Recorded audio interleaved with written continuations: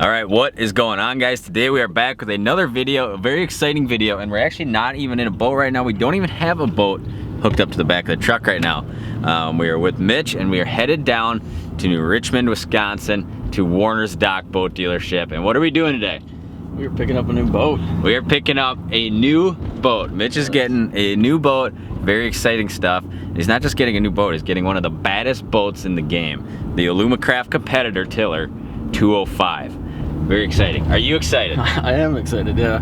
I sure am. So it's about 10 in the morning right now, and we're almost there. We are almost there. So the goal is here, obviously, pick up Mitch's new boat. Now I have the same boat, just a couple feet shorter than this one, so it's similar. But we'll give you guys a little walkthrough, and then the goal is to get some slime in this boat by the end of the day and go catch some walleyes out of it. So I know Mitch is excited. I'm excited just to be along and slime up a new boat. My idea was to go out on Lake Superior and just pound the screws out of it today.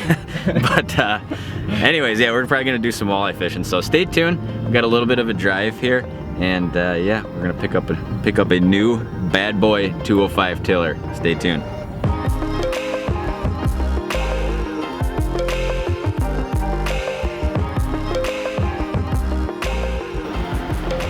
All right, we are here. We are at Warner's Dock in New Richmond, Wisconsin. Great place if you're looking to buy a boat. They do a ton of Alumacrafts. The showroom is packed with a whole bunch of different models, and I have bought several Alumacrafts here, and great place to get a boat. They are fisherman oriented for sure. So if you're looking at rigging graphs, trolling motors, kind of all that stuff, getting it spec'd out for a fishing machine like we're gonna pick up today, it's a great place to come. So we're here to pick up Mitch's 205 Shadow Series Alumacraft Competitor, and they're pulling it around, they're hooking it up to water, they're gonna give us the rundown on it, and we're gonna show you guys. Very exciting. Let's go find her.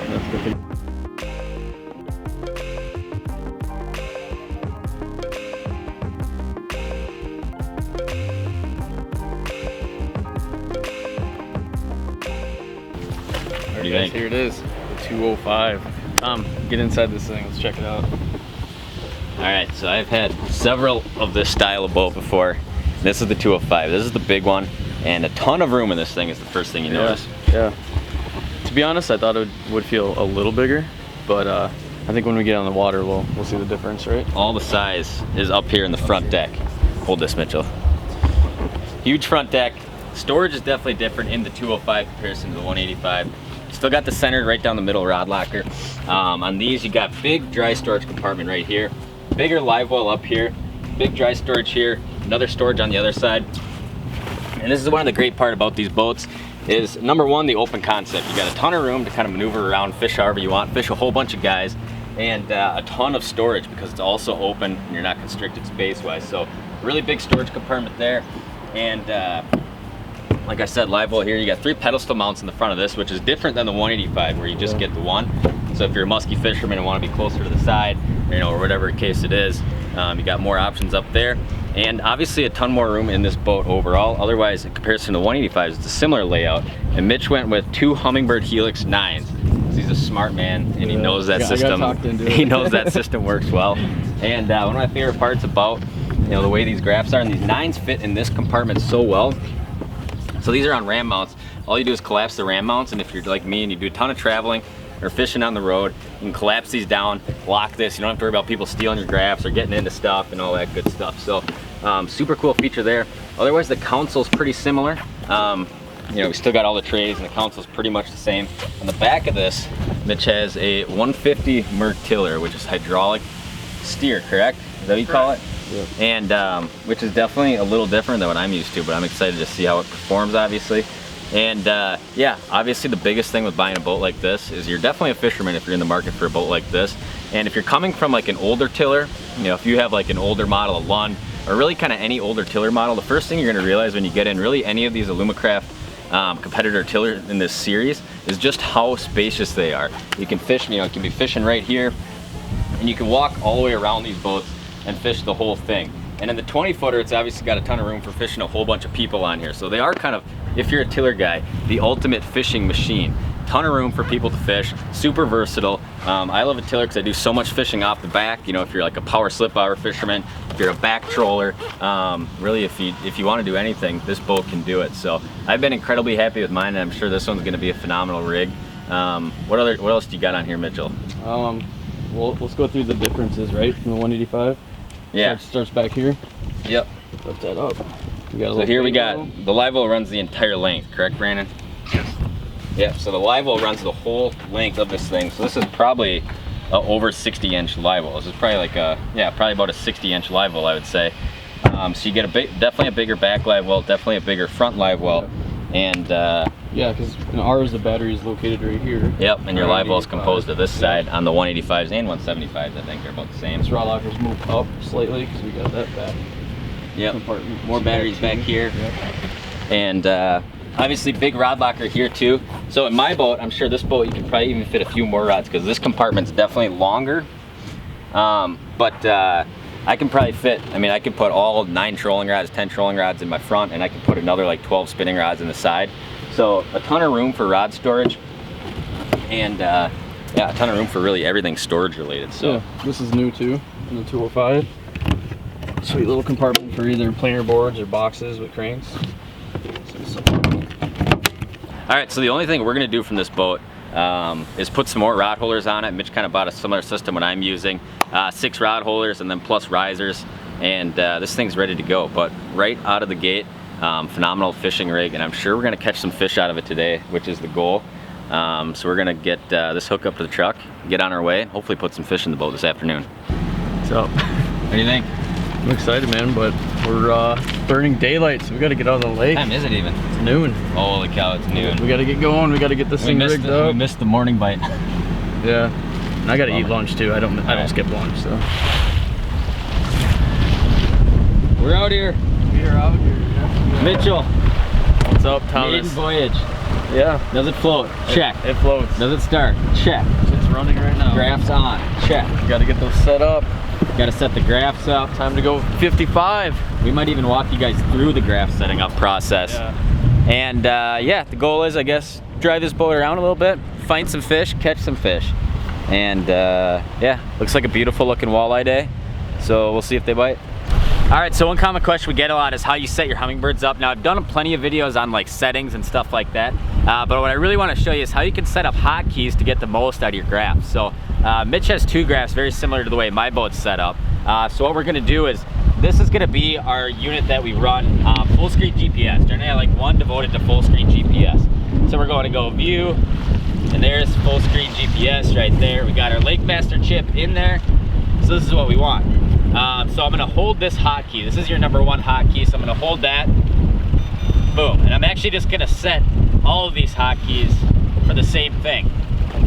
So now any of these buttons Mitch hits, if he does hit view, we'll take him back to full screen GPS, which is kind of the advantage of running 2 graphs. Is so one, you can do a full screen GPS and you don't have to split screen something else with that. Now the other one, what we want to do is there's generally 3 different settings I like to run. Actually really only 2 different settings which I really use a lot. So we're going to go to those, and all you do in the Hummingbird helixes is just keep hitting view.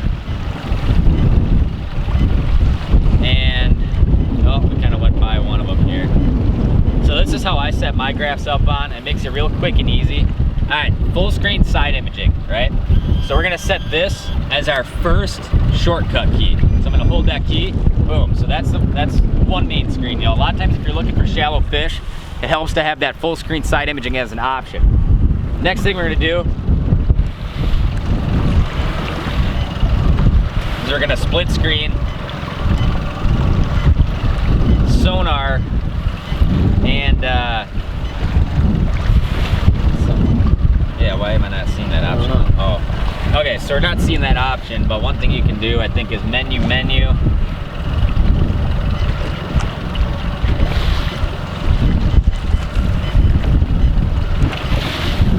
Yeah, sometimes these views will be hidden.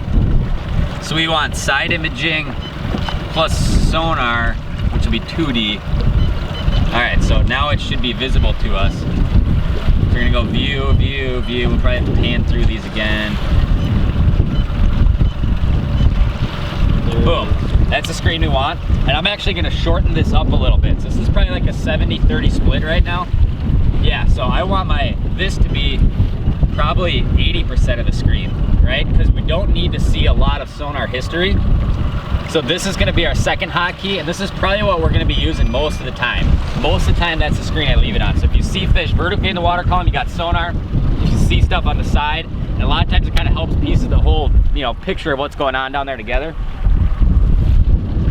And the final one we're gonna use here is a split screen sonar down imaging, which also might be, no, shouldn't be. Maybe it is hidden, huh? It probably is hidden. So if it's hidden, go menu, views. Now we want DI 2D, which was hidden. Now it's not hidden. We go view,